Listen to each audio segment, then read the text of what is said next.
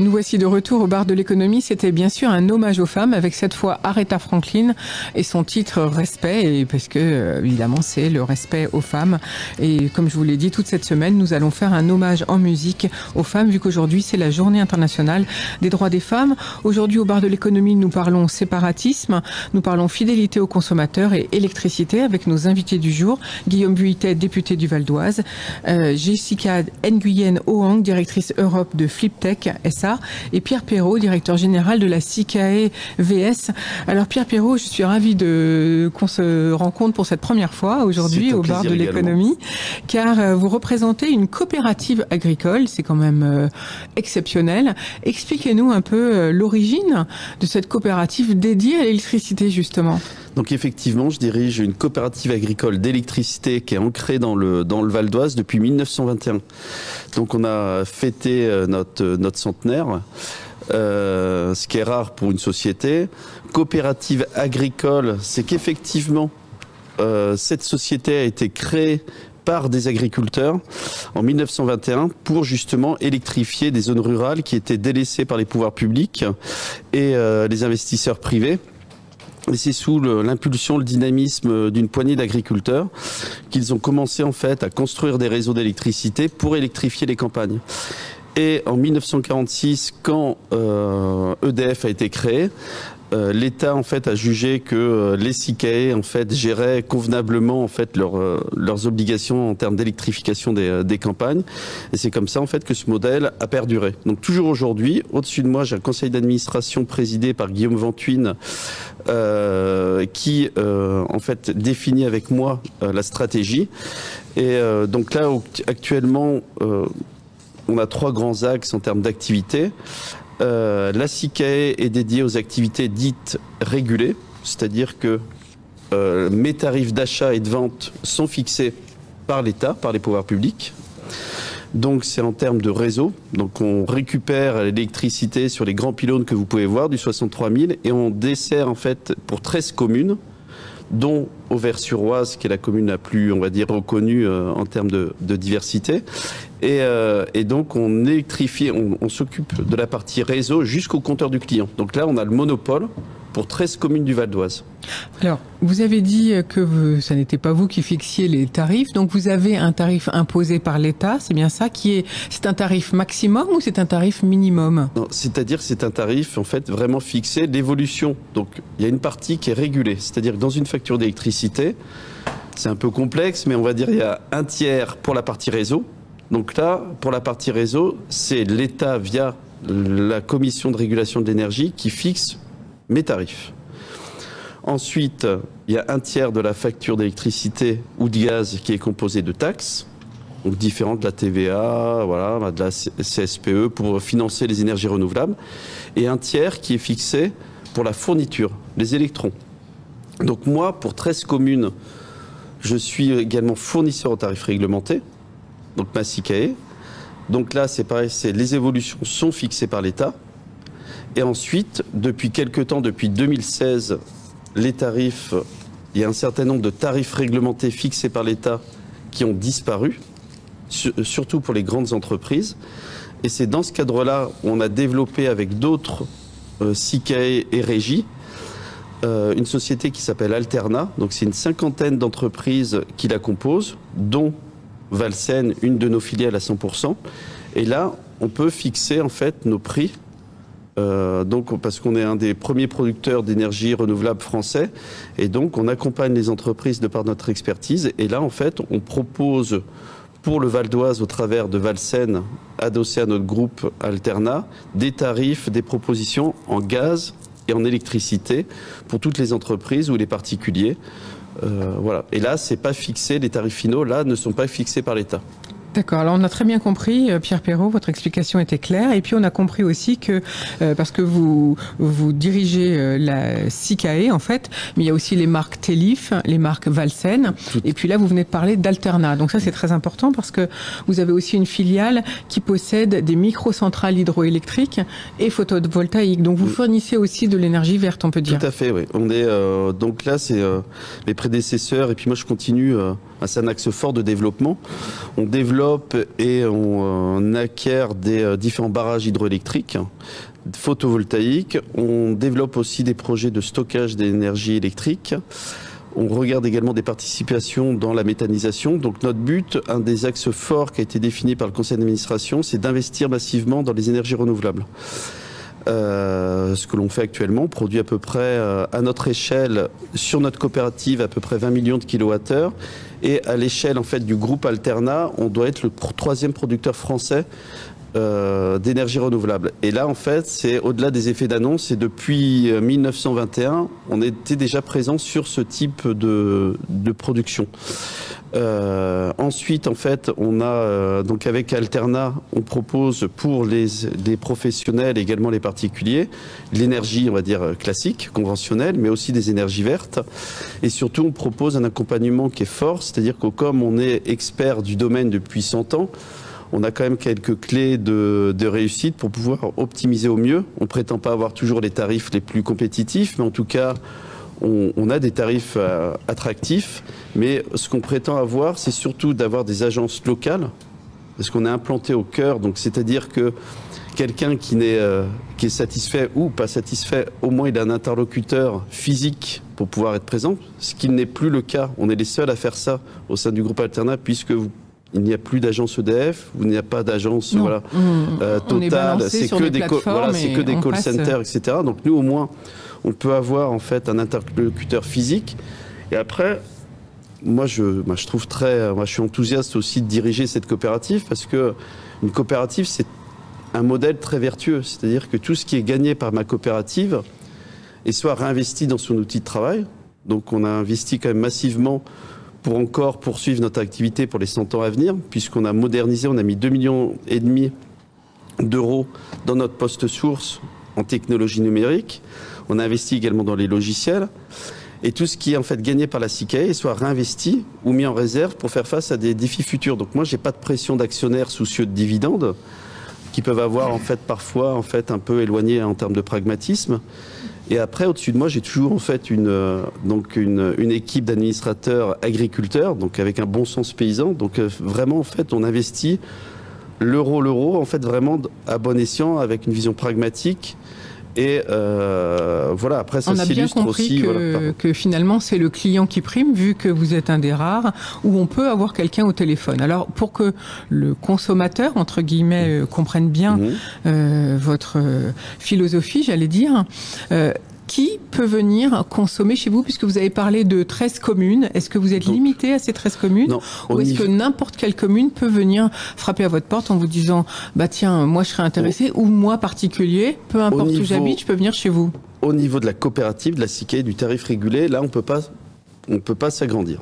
Là on a déjà dit, là on a le monopole en termes de régulation. Par contre, au niveau de Valsen et d'Alterna, sur lequel on est adossé, là, en fait, tout le monde, toutes les communes peuvent venir, collaborer avec nous, parce que c'est vraiment un accompagnement qu'on a développé. Et par exemple, Auvers-sur-Oise, qui n'avait plus, parce qu'il y a un certain nombre de changements réglementaires, donc Auvers-sur-Oise notamment n'avait plus le droit en fait de bénéficier du tarif réglementé, comme un certain nombre de communes. Et donc dans ce cadre-là, en fait, on les a accompagnés pour pouvoir en fait leur fournir de l'électricité. Donc il y a l'ensemble des communes via des appels d'offres qui peuvent en fait souscrire avec nous des offres d'électricité et de gaz, l'ensemble des particuliers et l'ensemble aussi des entreprises du Val d'Oise, puisque à la fois on a la force du groupe Alterna où on peut accompagner. On accompagne actuellement des grands groupes sportifs de prêt-à-porter à l'échelle nationale. Et on accompagne également des entreprises locales comme les chocolateries Valadon au niveau implanté à Henry, comme la Fédération du bâtiment. Et grâce à notre expertise, on a pu leur faire bénéficier d'une économie de 1 400 €, ce qui n'est pas neutre, puisque en fait, on a pu optimiser leur puissance et surtout échanger. Parce que ce qui est très important, c'est aussi la clarté. C'est-à-dire que moi, ce que je donne comme... On a une responsable commerciale qu'on a engagée qui est vraiment très experte et qui accompagne au mieux nos clients, qui s'appelle en fait Alexandra Goudroy, et qui vraiment accompagne au mieux pour vraiment bien définir les besoins. Et son but, c'est de ne pas faire un coup, mais que ça soit le plus clair possible, qu'en fait, d'apporter de la visibilité en termes de facture d'énergie aux professionnels, aux communes. Ce qui n'est pas forcément le cas, parce qu'il y a beaucoup de fournisseurs actuellement, avec beaucoup de call centers, etc. Et on s'aperçoit parfois qu'il y a des politiques, il y a le médiateur de l'énergie qui travaille justement pour, on va dire, améliorer les pratiques. Et qui pointe tous les vendredis, d'ailleurs, certaines mauvaises pratiques en faisant du naming sur certains fournisseurs qui ne jouent pas le jeu. Et on s'aperçoit qu'effectivement, il y a un certain nombre de mauvaises pratiques. Donc nous, notre but, c'est à la fois que les professionnels ou les communes sachent en fait où ils vont quand ils contractualisent avec une fourniture d'énergie. Alors si on est donc une entreprise ou un élu ou une commune, voilà, est-ce qu'on peut changer de fournisseur comme ça rapidement? Est-ce que vous vous occupez de la rupture du contrat? Donc on peut. Comment ça se passe? Il y a des contrats en fait qui sont sans engagement. Donc c'est-à-dire c'est généralement ce qu'on appelle les contrats à faible puissance, basse tension. Et après il y a des contrats en fait qui sont plus on va dire généralement c'est supérieur à 36 kVA de puissance, c'est un peu technique, mais c'est en fait donc à des fortes puissances, plus forte puissance. Là en fait généralement il y a des durées contractuelles. Donc après on regarde ensemble avec le client. Déjà on lui explique son contrat, parce que souvent on s'aperçoit que tel ou tel professionnel ou communes ont contractualisé, mais sans comprendre les enjeux. Sans le savoir, oui, voilà. Qu'il y avait derrière, c'est-à-dire que parfois, en fait, il y a des indexations qui n'ont pas été expliquées. On n'a pas lu les petites lignes, comme d'habitude. On n'a pas lu les petites lignes, et donc certains ont malheureusement contractualisé sans savoir réellement les enjeux qu'il y avait derrière ce contrat. Parce qu'il faut savoir qu'il y a des contrats d'électricité parfois qui sont indexés comme si vous étiez en taux variable pour un prêt bancaire. Donc ce qui n'est pas neutre. C'est-à-dire que le cours d'électricité évolue fortement. Donc, si vous avez investi sur ce type contractualisé avec ce type d'engagement, c'est quand même très risqué. Et ça, en fait, les acteurs n'ont pas forcément conscience. Donc, nous, on regarde en fait la fin de période et après, on les accompagne pour voir en fait leur faire une offre. Et après, s'engager ou non avec eux. Mais effectivement, parfois, il y a des durées contractuelles et d'autres non. Est-ce que pour les particuliers, le changement est plus simple? Le changement est plus simple, c'est-à-dire généralement, il n'y a pas d'engagement contractuel, donc on peut partir du jour au lendemain assez facilement. Il n'y a pas de rupture d'approvisionnement électrique. Et après, on peut s'engager sur des offres vertes ou sur des offres conventionnelles classiques. Alors, vous pouvez fournir de l'électricité, on en a parlé, mais vous pouvez aussi fournir du gaz. Tout à fait, on peut fournir également du gaz, à la fois pour les professionnels et les particuliers, donc sur le même principe. Et on connaît également encore des évolutions. Le gaz s'est ouvert un petit peu plus, c'est-à-dire qu'il n'y a plus de tarifs réglementés sur le gaz pour les entreprises notamment. Et pour les particuliers, la fin des tarifs réglementés, ça sera en 2023. Voilà, donc après, Pierre Perrault, si je comprends bien, c'est maintenant finalement qu'on soit entreprise ou particulier qu'il faut commencer à regarder et à comparer, j'allais dire, ces tarifs ou ces fournisseurs d'électricité et de gaz. Tout à fait, et regarder surtout en fait ce qu'on a signé aussi, et d'avoir la meilleure visibilité pour avoir un accompagnement optimum. Et ce que l'on fait aussi, ce qu'on s'engage auprès de nos clients, mais qu'on appelle plus nos partenaires, parce que quand on a 100 ans d'existence, je veux dire, le but, c'est vraiment d'avoir un contrat de confiance avec le client. C'est-à-dire que si on abuse de sa confiance, forcément, le client va s'en apercevoir et forcément, il sera plus fidèle à nous dans 2 ans, 3 ans. Donc, notre but, c'est vraiment de les accompagner au mieux. Et tout au long de leur contrat, c'est-à-dire que, par exemple, si l'on contractualise un client sur une longue durée, on va faire en sorte, en fait, de regarder s'il y a des opportunités de baisse, de lui en faire bénéficier, par exemple. Quelle est la demande des consommateurs actuellement par rapport à l'énergie verte? Est-ce que vous suivez la tendance, puisqu'il y a eu une nette augmentation l'année dernière? Est-ce que la demande des consommateurs est d'aller de plus en plus vers des énergies vertes? Effectivement, les consommateurs ont plus en fait le souci, on va dire, de l'environnement, de consommer vert. Ensuite, après, tout dépend le positionnement de chacun. C'est-à-dire que on voit en fait un fort engagement sur les entreprises qui peuvent le valoriser auprès de leurs clients. C'est-à-dire des entreprises soit qui sont en B2C, qui sont au contact des clients et qui ont besoin de faire valoir qu'ils produisent tel produit ou vendent tel produit avec de l'énergie verte, ou alors par conviction, certains acteurs en fait souhaitent vraiment mettre leur pierre à l'édifice et participer en fait au développement de ce pool énergétique. Alors Pierre Perrault, je rappelle que vous êtes le directeur général de SICAE VS qui commercialise de l'électricité et du gaz sous différents noms, on va les répéter, Télif, Valsen et Alterna notamment. Oui. Il y a la production d'électricité, la plus verte, entre guillemets, ce sont les barrages hydroélectriques. Est-ce que c'est un investissement? Vers quels investissements, vous, pour toutes ces entités, quels investissements avez-vous choisi Donc nous, de faire? On investit massivement dans l'énergie hydroélectrique. Dans le photovoltaïque, on souhaite également développer. Donc on essaye avec les élus de développer, parce que, on va dire, dans le Val d'Oise, il y avait un certain nombre de contraintes qui sont en train d'être levées. Donc on essaye d'investir aussi dans les énergies photovoltaïques. Ensuite, on regarde également la méthanisation, puisqu'il y a quelques projets qui commencent à émerger. Et également le stockage, mais le stockage, on va dire, avec une vision un petit peu plus long terme, puisque c'est une technologie nouvelle. Mais on va dire, on regarde tout type de technologie, et d'ailleurs, en fait, après, associé avec d'autres, c'est-à-dire que Alterna investit également massivement dans les énergies éoliennes. Donc il y a un certain nombre d'éoliennes, de parcs éoliens en France. Donc on regarde en fait une belle diversité d'énergies. Est-ce que l'éolien pour vous c'est le futur? Parce que c'est pas très respectueux de l'environnement finalement, l'éolien. Moi je trouve qu'en tout cas il faut de la diversité. Parce que voilà, après chaque énergie, en tout cas ce qu'il faut se rappeler, c'est qu'en France on a quand même une énergie, une des moins chères d'Europe, puisque tous nos voisins européens, malgré les taxes, je rappelle qu'on a un tiers de taxes, et malgré tout ça, on a une énergie qui est 3 fois moins chère qu'en Allemagne et 2 fois moins chère que tous nos pays limitrophes. Et Belgique, vous pensez qu'on peut rester à ces tarifs-là? Tant que le législateur, donc là je m'adresse aux députés, tant que le législateur, je pense, conservera la main sur les tarifs réglementés, mais ça c'est un point de vue personnel, je pense que ça permettra en tout cas de garder une maîtrise des tarifs.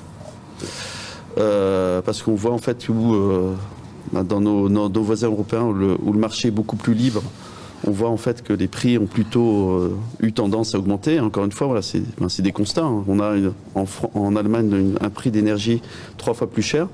Et après, il faut un mix énergétique, c'est-à-dire que l'énergie, moi je suis pas un pro nucléaire ni un pro éolienne, mais c'est grâce au nucléaire que la France elle arrive à avoir des tarifs aussi bas, voilà, puisque le nucléaire fournit mais il faut quand même un mix d'énergie. Pourquoi? Parce qu'à un moment donné, quand il n'y a pas de vent, quand il n'y a pas de soleil, la nuit, ce qui est généralement le cas l'hiver, il faut quand même toujours assurer une production électrique forte. Et sachant qu'actuellement, les technologies de stockage ne sont pas assez efficientes. Donc à un moment donné, lorsqu'on a eu les températures en février très fortes, très, très rudes, il y a eu un appel de puissance, donc un appel de consommation très important. Et heureusement qu'on avait un certain nombre de parcs nucléaires pour pouvoir nous approvisionner en continuité. Moi, je pense que la France a compris que sans nucléaire, on ne pouvait pas être indépendant au niveau de l'énergie et électricité. N'est-ce pas, alors, monsieur le député? Je vais avoir une réponse nuancée par rapport à ça. Déjà, commençons par le prix. Il se trouve que, et ça c'est une très bonne chose, le prix des énergies renouvelables est en train de baisser parce qu'on a une évolution technologique qui le permet et une massification de la production qui le permet. Et c'est vrai de toutes les énergies renouvelables. Ça nous permet de passer une petite vague parce qu'il faut aussi démythifier un peu ce qu'est le nucléaire. Nous avons payé peu cher notre énergie grâce au nucléaire parce qu'on le faisait payer par ailleurs. D'une part avec une maintenance qui a été quand même très largement négligée pendant un temps et pour le coup sous-financée, et avec des impôts qui venaient aussi quelque part compenser une grande partie de ce qui n'était pas payé par le tarif. Je pense que le mix, et vous avez tout à fait raison, il n'y a pas de mot magique. On ne va pas pouvoir se passer du nucléaire avant 20, 30 ans, je ne sais pas la date exactement, je ne suis pas spécialiste de ça, mais sincèrement, il faut du temps pour changer de pied en la matière. Il faut savoir déjà fermer une centrale, ce qu'on ne sait pas très bien faire, parce qu'on apprend en la matière. C'est quand même des vraies questions de sécurité par rapport à ça. Et puis surtout, assurer cette transition avec un mixte. Les barrages hydroélectriques qu'on construit maintenant ne sont pas les mêmes que ceux qui ont été construits il y a quelques temps. Ils sont beaucoup plus respectueux de l'environnement, un peu plus chers aussi, parce qu'il faut aussi appeler un chat un chat. C'est pas si simple de pouvoir garantir un écosystème et une biodiversité quand on modifie à ce point l'environnement d'un territoire. Avec un barrage, ça modifie beaucoup. Bref, il y a plein de choses qu'on est en train de faire. L'enjeu du stockage est monumental. Et derrière cela, il y a un plan qu'on est en train de créer, qui est le plan hydrogène, qui est sans doute le plan d'avenir aujourd'hui avec les piles à combustible. C'est ça la vraie solution. Est-ce qu'on la maîtrise aujourd'hui? Non. Moi, j'ai vu des initiatives assez étonnantes sur le stockage, avec même des systèmes qui utilisent la pesanteur en faisant monter des poids qui redescendent. Mais tout ça, il y a de l'innovation là-dedans. Il y a une conviction, par contre, que j'ai totalement, c'est que je pense que nos espaces ruraux, de façon très diversifiée, peuvent contribuer complètement à ce mix énergétique. Et je pense qu'il faudra, par contre, je rejoins votre question, je pense qu'il faut que le Parlement conserve un contrôle sur tout ça quand même, parce qu'on ne peut pas faire n'importe quoi. Merci, monsieur le député Guillaume Vuilletet. Il y a un autre sujet sur lequel j'aimerais bien que vous reveniez nous voir pour nous en parler. C'est justement le sujet sur les centrales hydroélectriques, où là, il y a un sujet de vente, de prise de participation. Et ça serait intéressant que vous intéressiez au sujet pour venir nous en parler. Et d'ailleurs, je pense que Pierre Perrault, vous êtes d'accord avec moi? Tout à fait, oui, parce que en fait, il faut avoir l'esprit que quand même dans les années, on va dire 50, voire avant, en fait, il y avait énormément de barrages. Donc barrages hydroélectriques en France, c'était des moulins, mais des moulins qui faisaient tout type de... Donc c'était pour des scieries, pour des meuniers, pour fabriquer en fait des poignées de porte, voilà. Donc il y a énormément de seuils qui étaient présents. Et d'ailleurs, à partir de 1750, nous on a des barrages qui datent de 1750, donc fondés en titre, qu'on appelle juridiquement. Et donc c'est important. Donc il y a toujours eu en fait ces obstacles fabriqués par l'homme pour produire de l'énergie mécanique. Et donc c'est important de conserver avec une continuité écologique qui était assez aussi présente. Et je pense qu'il faut surtout maintenir ces seuils et là, en fait, transformer cette énergie mécanique en énergie électrique pour pouvoir participer convenablement à la transition énergétique et développer ces énergies vertes. Oui, parce que ça aussi, c'est une forme d'énergie propre sous tous ces ces barrages hydroélectriques. Merci Pierre Perrault d'être venu nous expliquer tout ça. Je rappelle que vous êtes le directeur général de SICAE. Alors, on a bien compris que au niveau de SICAE, vous desserviez un certain nombre de communes, ça c'est limité. Par contre, toutes les autres communes et tous les particuliers peuvent venir vous contacter, soit à Alterna, soit chez Valsen. Avec Valsen, et on est adossé au groupe Alterna. Donc on peut téléphoner à Valsen et on sera aiguillé tranquillement. Aiguillé, accompagné. Et au moins là, on a du rapport humain, c'est ça que vous voulez souligner tout à l'heure. Merci beaucoup, on va faire une nouvelle pause musicale, toujours en hommage aux femmes. On revient dans quelques secondes au bar de l'économie, bien évidemment.